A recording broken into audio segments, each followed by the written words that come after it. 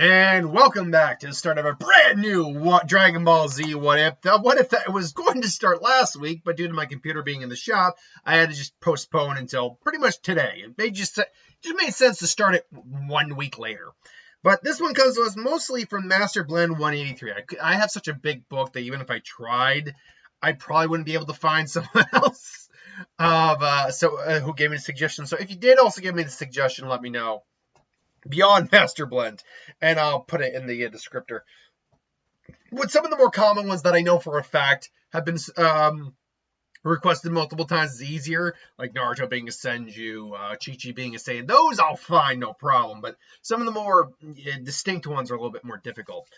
Anyway, what if, you asked the question, what if what if the Earth Dragon Balls worked and functioned the same way as the Namekian Dragon Balls? Now, we don't know the full limitations of both dragons. It is up to the user, and it is described as, they cannot surpass the user in power, theoretically speaking. It's the the creator in power. But that said, Shenron and Purunga are different. Purunga can only resurrect one person at a time, but it can do it multiple times for however many times you want. Shenron can resurrect people in mass, but can't do it more than once, at least initially. That might have been changed when Dende upgraded him somewhat, but I couldn't say for certain. Beyond that, we just don't know what other limitations Purunga has beyond Shenron, apart from the Namekian year of recharge as opposed to the Earth year. But in this version, we would definitely use the Earth year, not the Namekian year. Although technically speaking, because Kami isn't a Namekian, we could just say it functions in the Namekian year, which I can't remember how long it is. I think it's like half a Earth year. Anyway, so yeah, what if Shenron functioned the same way as Purunga? Now, this will definitely be a more multi-part series. I've already written out and had to adjust because what I wrote down initially, because I did actually write stuff down before and tried to do this video prior, and then I realized a couple of facts. I'm like, oh no, wait, no, this could actually happen. So anyway, let's get into it. Now, we have to establish a few things in the verse. One, when is this first going to be a factor? First time it's going to be a factor in the storytelling would be around the Pilaf saga for obvious reasons. That's when the Dragon Balls are used in the canon. To the earliest time they are used. But second, do people even know that there are 3 wishes? And the short answer is yeah, people would know there are 3 wishes. At least the people who know about the Dragon Balls to begin with would know. This comes down to the fact that Bulma, Pilaf, and the gang, they knew about the dragon and the 1 wish. It would make sense that in this world, if they had 3 wishes, they'd know about the 3 wishes. So, long story short, we'd start with Pilaf and the Pilaf gang getting the Dragon Balls and bringing forth Shenron. Now, Pilaf's about to, I wish for the world's most comfortable pair of underwear. And Oolong gets his wish and gets ladies' underwear. And Pilaf's like, very clever, but grab him. He's like, what? He's like, no more tricks now. I wish to be the ruler of the world. Your wish is granted. And Shenron, Pilaf gets his wish. He is the ruler of the world. Until, I wish that wish was undone. Oolong once again comes in with the save. Because, yeah, there's nothing to say the thing is, Pilaf would probably be so wrapped up saying, I am the ruler of the, I wish the wish was undone. No. That would most likely happen. Now, I'm not calling anyone out here, but I did see what some people talk about. Not some people. Some people have brought this up about the style in which I do a what if. But I did see someone say that I would not be clever or have the forethought enough to actually have Pilaf be the ruler of the world. And look, I could have very easily made Pilaf the ruler of the world. But the problem is twofold. One, if I make Pilaf the ruler of the world, the series ends very quickly. Because, yeah, sure, he would never resurrect King Piccolo. Goku, and by the way, I'm sure that's a what if I'll still do, but I'll give you my brief take. He'll probably enslave Goku or something like that. They'll maybe be like rebel fighters. The point being, I mean, the Red Ribbon Army might try to go after him and overtake him, and that'll make for fun storytelling. But at best, they'll get two versions because then Raditz comes to Earth. Goku's not strong, and no one's strong enough to stop him. So Raditz pretty much wipes out the planet. And then really it's just Vegeta and the gang doing their thing until Beerus wakes up, or Babidi decides to come and get Boo, and then goes around and wakes up Boo, and then annihilates everything in the universe. And then Beerus wakes up, and yeah, so I tell you that's kind of what most likely happened. But I've also heard people say that I stick too much to canon, and yeah, I try to stick to canon because I'm not doing a damn fan fiction. What if is a fan fiction, but it is a fan fiction based off a single change. I'm not going to just let something like Beerus, as all of a sudden, he gets his wish, and Beerus suddenly appeared riding a white stallion in the sky with 3 heads, octopus tentacles for tails, making love to his sweet lover, the Terminator, from a world where Majin Buu and Arnold Schwarzenegger made sweet love. So it's a Buu Terminator. Like, I'm not gonna do that shit, okay? If anyone out there does have an issue, that's perfectly fine. You're entitled to like what you like, and if you don't like what I do, or have an issue with what I do, that's fine too. But it irks. It doesn't offend me. It doesn't anger me even. It's just, I look at it like, you realize, of course, what you're asking, and what you're asking for is a fan fiction. You're not asking for a what if. There's a difference between doing a what if, which is kind of a fan fiction, and doing a straight out fan fiction. I try to keep things within what I think would happen in the story based on what's available. And based on logic and everything along those lines. That's how I do a what if. So just how to get that out of the way. Just it grinds my gears as a love when people continue to be like, he doesn't do it this way. He would never do it this way. And like, that's because that's not the way I do it. So if you can deal with that, we can be friends, and we can still watch together. If you can't deal with that, well, you might still hate watch me, and that's cool too. Or you may never watch me again, and that's fine. Anyway. I digress. I had to get off my chest. Either way, it doesn't really matter in terms of the story and for this part 1, due to the fact that once that wish is done, everything kind of just goes back to as is, and we kind of just deal with the story of Dragon Ball. Because remember, we're dealing with a scenario where the what if change is something to do with the Dragon Balls, which means in this way the story plays out, there is no reason for them to suddenly get the Dragon Balls again, before they did originally in the series. The next time we see the Dragon Balls in use is when Goku resurrects Bora, and Upa's dad. And this would be after, obviously, the fight with Mercenary Tao. Goku, goes to Korin's, he trains, he's got stronger. Bora is killed. Upa is just mourning his father's loss. Goku ultimately beats the Red Ribbon Army, gets all the Dragon Balls, and then goes to resurrect Bora. Now, the dragon comes out. What is your wish? Please resurrect Bora. It's like, your wish is granted. What is your name? Your second wish. And then Goku actually looks like, I don't really have another. I don't have an. And then Goku thinks, I was like, well, I have one wish, but it's not something I want. I want to save it for last. And do you guys want anything? Because Goku's pretty innocent. Like we know Goku doesn't really want for much. And I don't think he would never try to abuse the dragon for really anything. So, and Bora's just looking at Upa, and just, it's like, I don't know. And then Dragon, I do have a wish. It's like, me and my son are protectors of this land, but we were unable to protect our home when the Red Ribbon Army mercenary came. And so I wish for the power to protect my land. I wish for you to give us strength. And Shenron looks, and he pauses for a second. Like, I cannot grant you strength that is beyond my power, but I can undo the limits on your body and bring your natural abilities to the limitations.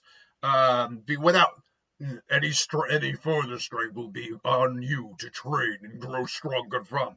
Why, I accept this. I accept this mighty dragon. Me and my son both do, right, Upa?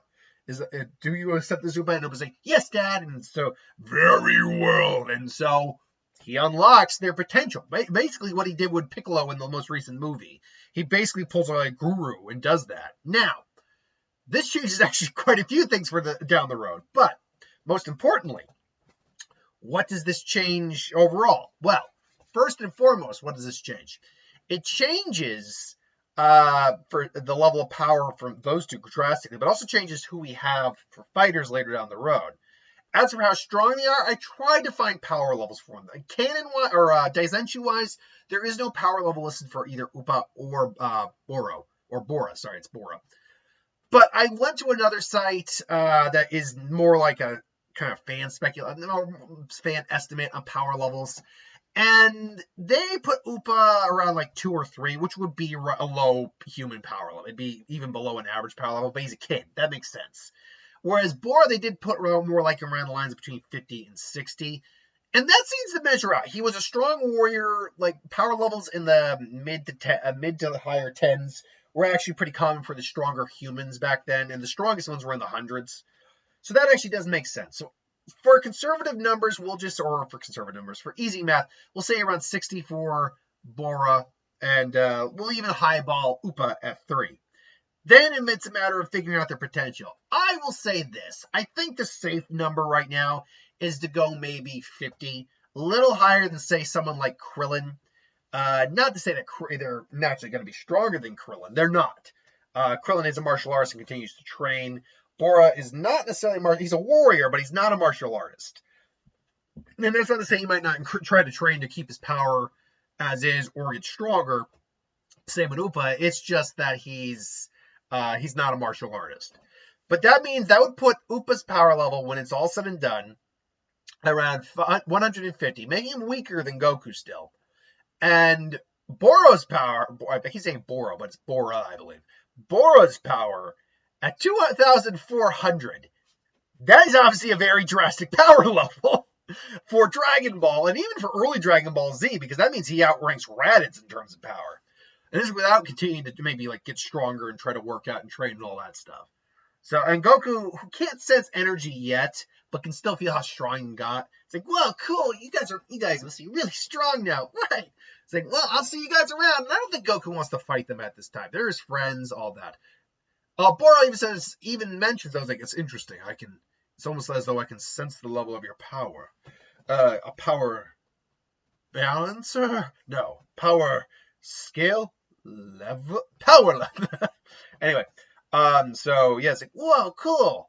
It's like, it seems I've grown much stronger than you now, Goku. Really? Cool. And maybe then they spar, and Goku's still the better fighter, but Bora is like, wow, he's actually, before he was super fat. Now it's almost like slow motion. It's like, sorry, Goku, but it's not enough. Boom. It's like, cool. I can't wait to train with you guys another time. But that'll bets for another day. See ya. And before he goes, Dragon, I have our final wish. When you turn back into the Dragon Balls, could you have the 4-star ball just come back to me? It was something that belonged to my grandpa, and I'd like to just hold on to it instead of looking for it again. And the Dragon's like, this wish can be granted. Fairly well. And the Dragon Balls disperse, except for the 4-star ball, which is in stone form right now, drops into Goku's and it's like, ha! And so Goku goes, and he's all happy. And so now he leaves Bora and Upa. I guarantee you we'll see them again. It leaves them for now, and then goes off, and we have the Tien Shinhan saga. And it all goes about the same. Like, literally, in fact, there's no about. It goes the exact same. Including Krillin being killed by Tambourine, Goku going in rage, King Piccolo has been released. This hour does make at least a brief change where Bora can sense King Piccolo's energy, and it's not that he knows he's strong enough to take this guy on, no problem, because King Piccolo is not that powerful by Dragon Ball Z standards. Dragon Ball standards, he was one of the top dogs, but Dragon Ball Z standards, and but he doesn't have the ability to fly or anything like that. And even though he can sense the power and he can sense how malevolent it is, that's why he wants to help. He knows that it would take forever for him to get there. And he has no way to actually, he's like, he realizes that, even though this is his home and he's got to protect it, if there are more threats in the world, he's got to learn some way to help. And so Bora thinks about it, and then he looks at Korn's tower, and he makes an interesting choice, but it's a choice that we'll get back to in a little while.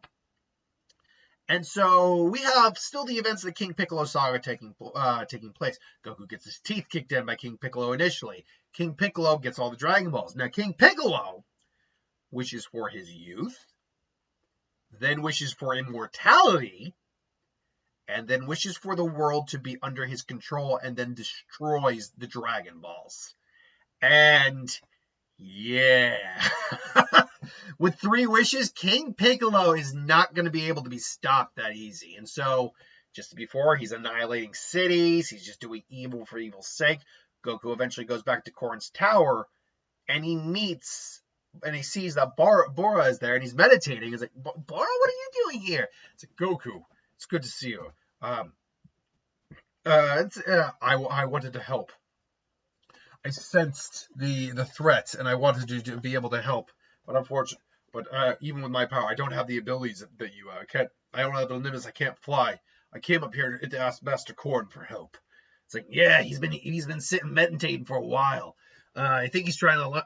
We're teaching him how to harness his ki, like you do with the Kamehameha. But more importantly, I'm trying to give him the basics of the flying technique. Flying technique? Yeah, don't worry about it for now, kid. Anyway, what do you need? And he says, like, yeah, King Piccolo, I couldn't beat King Piccolo's like, yeah, he's no joke, that Piccolo. And from what I could tell, he used the Dragon Balls, didn't he? Didn't get just his youth back. He's immortal. You're not going to be able to kill him, kid. But there is maybe another way to go about things. Oh, actually, I just realized I'm kind of doing the abridged voice, but ultra divine water. No, this is the real stuff. I'm sounding a bit almost like a New York City Jew right now. It's like, hey, don't forget about it. No, that's Italian now. I did that voice for my what was I doing? I was pretending to be a slug. That's right, I was pretending to be a slug. We were watching Animal Planet, and the slug was on screen. I'm like, don't worry about it. You got to get out of the way. Don't worry. Just don't step in my slime, please, because it's really sticky, and I don't want you to get out. Don't worry, I'll be out of your way in a few ways. I'm sounding a little bit like John Travolta now. Anyway, I digress. So they do the Ultra Divine Water, and Goku does get the boost, a serious boost, but even he can say it's not enough. And so there's something else we can possibly do, but it's gonna be a little tricky here, Goku. And so Korn says that you have the power pole. It's like you're gonna have to use it to go all the way up to the lookout. The lookout? What's the lookout? It's where Kami lives, the one who created the Dragon Balls, the guardian of the earth. He's the one who's going to be able to possibly help you. And so, he does the power pole, and it reaches all the way to the top. And so he's there, and he sees Popo. He's like, hello. And then there's King Piccolo's like, and then he's blown back. And then hold on now. He's like, you must be Goku. Korn mentioned you would be coming up here. And so it's like, wait, you're Kami? Yes. And he explains who he is, what he is, and that King Piccolo and I are 2 halves of the same whole. Which should befall the one shall befall the other. For it does provide a bit of an upside, though. But thanks to him, I am no longer, I am not bound by age anymore. Of course, it's actually interesting because Piccolo and Kami are separate individuals, but their life forces are tied to each other. So I doubt that Kami temporarily regained his youth when Piccolo did. But if Piccolo wished to be immortal, that would be different because they are connected by their life forces. So, yeah, right now Kami is immortal. And Kami said, "Well, we need to do something." I agree. I agree. Well, but he destroyed Dragon Balls. We were looking for the right time to do this, but now it seems to be the good enough time as any. By the way, another thing just to point out real quick about Kami. If Kami could, and I can't remember what he did to bring the Dragon Balls back. I think they used the statue. Or did he collect the balls? Is that it? Let's see here, Kami. Dragon Ball Z. Hold on. Did they collect the frozen stone balls, or did he just resurrect? Because I think that's what he did. I think they collected the now just round orb balls of stone, and then he just brought them back to life, more or less. Let's see. Dragon Ball 300 Years of Conclusion. King Piccolo Saga. Symbol of Tambourine mysteriously killed. King Piccolo encounters the young Goku. A battle. The Ping. Shortly after arriving, Kami mysteriously look out. He meets the little servant Popo, agrees blah blah blah. Goku mistakes him for King Piccolo, charges him, but Kami merely flicks him away after explaining his origins. Kami has a reward for Goku and defeating Piccolo. I hate the ads. I hate these ads. I really do. Revives Shenron so that the innocents can be killed by King Piccolo and his sons can be removed from limbo. Okay, so I'm trying to remember how he did it. It doesn't actually, he says he revived Shenron, but it doesn't actually say how he did it. If someone can remember how he did it, let me know. The point being, they could have revived Shenron to stop King Piccolo, is the thing. If you knew Shenron was dead, the Dragon Balls were kaputs, but bringing him back would mean they'd be instantly viable. He literally could have stopped King Piccolo with a wish. Like, Kami, that's being a shit guardian right there. The Dragon Balls exist. Should not be overused, but exist as is. So, use them. You had something to stop him. Anyway, so they work together. Bring Shenron back. Say, what is your wish, my master? And say, we need you to undo the immortality of King Piccolo. Very well. And King Piccolo can sense this, and he looks up and he sees the dark clouds over the one area, and he senses where that energy is feeling. Like, it can't be. It can't be. And he just flies off. And so, he eventually shows up at the lookout. It's like, Kami! It's like, so this is where you've been. It's like, yes, it's time for you to go away. Dragon, I wish for my immortality back. It's like, granted. It's like, no, I wish for his immortality gone. Oh, granted again. It's like, all right, seriously, guys, chill out. Granted, fairly well. And Kami and Piccolo's like, I'll kill you, Kami, and take your best shot. You know better than that. You're right.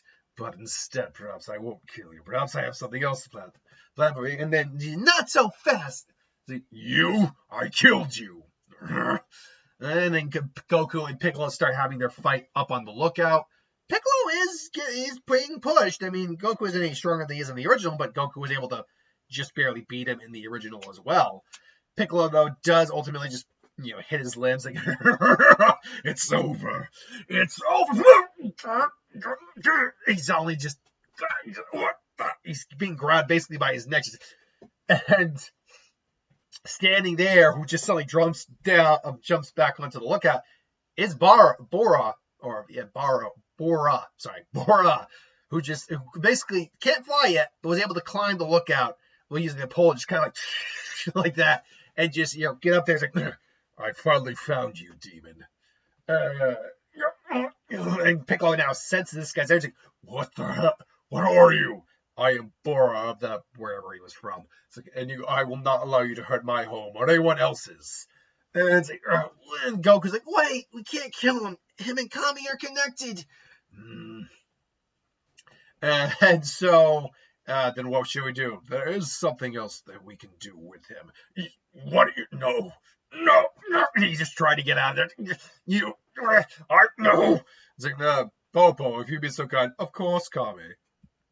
And he puts the jar down. It's like, and Popo's, would you do the honors, Popo? Absolutely. Mafu Pan! No! And he's like trying to fight him. No! I'll get out of here if it takes me another 100 years! And they went, boop. There. It's like, make sure he will not be, he'll be in a place where no one will find him this time. It's like, my pleasure, Kami. And so, I have much to thank you for. Goku, and borrow, is it? You've done what few of you could do. You defeated King Piccolo. You have me and the world, and you have me and the world's thanks. But what are we gonna do? Oh, are we gonna be able to bring back the people of King Piccolo killed? And Kami immediately goes, "It's not as simple as that. We could restore the city, but to bring back each individual person would be near and next to impossible. Shenron is only capable of bringing back one person back to life at a time." That's like, but does that mean no? That's it. Your friends, we can definitely bring your friends back, but the others, the rest of the civilians will be lost for now.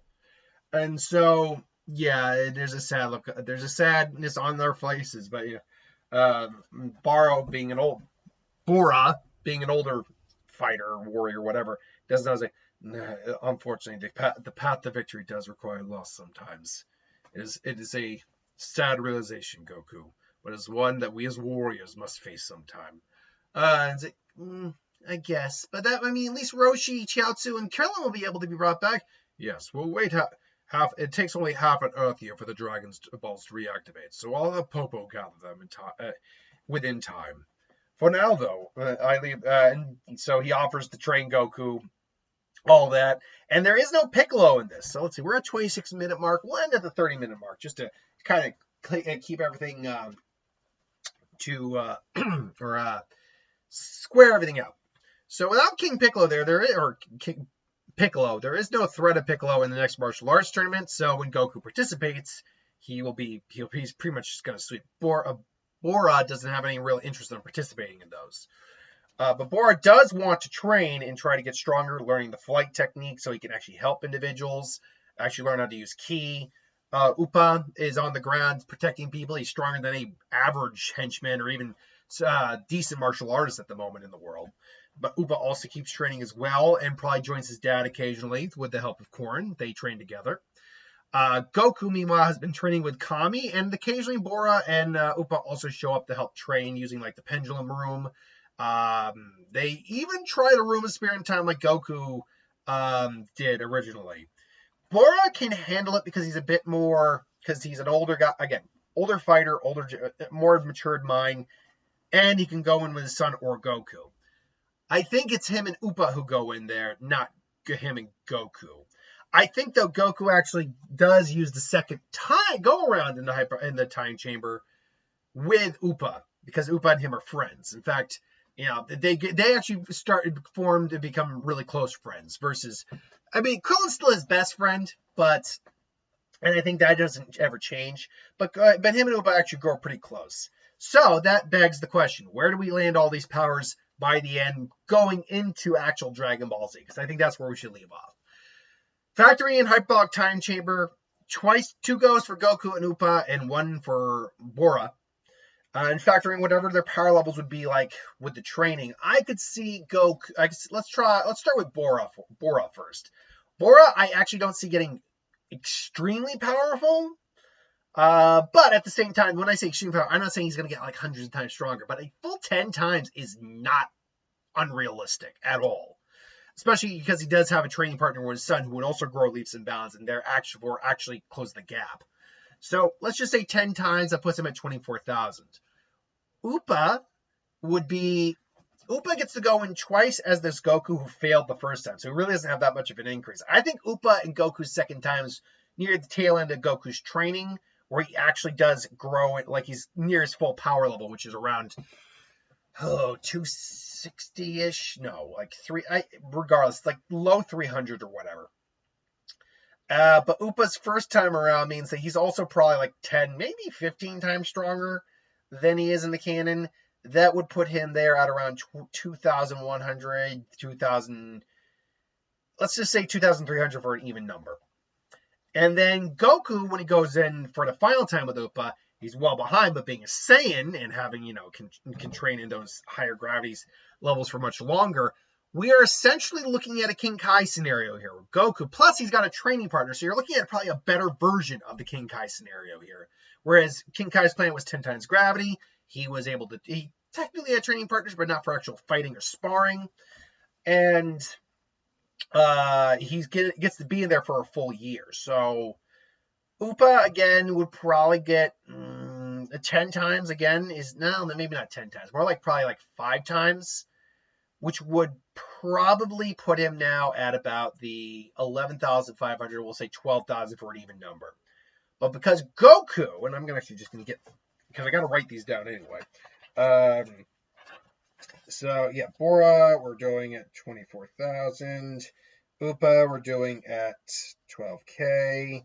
And then Goku, if we're going by the idea that when we get to Dragon Ball, Daizenshu says that with his clothes on, it was like 324-ish or something like that, we'll put his base power at 330. So times that by about 30, which I think is the reasonable number to go after. He has a bigger mountain to climb against Upa, who's much stronger than him. He's Saiyan has got the Zenkai ability, and he's got a full year. So 30 times that. That puts Goku at roughly 9,900. Now, that might seem low, and so I'll just round it up to a solid 10. Now, Upa is actually still the stronger of the two of them. But Goku, I think, more often than not beats them in fight. It beats him in a fight because he's an actual martial artist.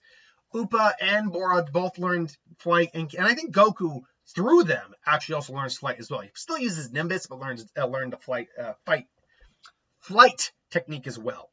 So that's them after the fact. That is them after training with Kami and going into Dragon Ball. Now, amazingly, Goku is the weakest of the three of them here. But, again, being a Saiyan, that he will change up probably. And because of their lifestyles as well.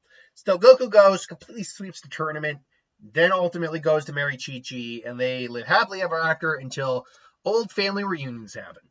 But we'll get to that in the next part. Thanks for watching. Hope you enjoyed. Like, comment, share, subscribe. Let us know if you want us to do a video of some kind. We'll try to do it. Until then, thanks for watching. I hope you enjoyed, and I'll see you later.